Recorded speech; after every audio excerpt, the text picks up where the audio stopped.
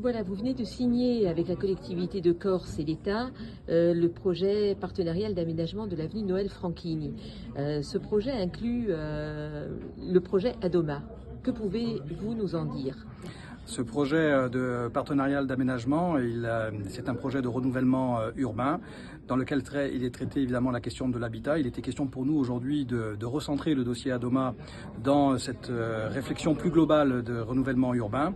Et qui est antérieure évidemment à la signature de ce projet partenarial et antérieure aux ateliers du territoire qui avaient précédé la signature de cet acte aujourd'hui.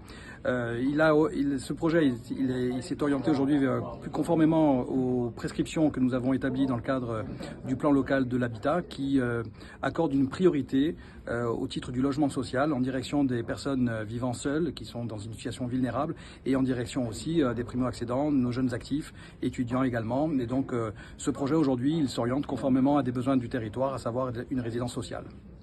Alors, à quoi ressemblera l'avenue Noël Franchini demain? Est-ce qu'on peut déjà avoir une idée? Il faut rappeler que nous avons abordé ce sujet dans une situation de crise, puisqu'il y avait ce risque inondation avec cette catastrophe qui a eu lieu en 2020.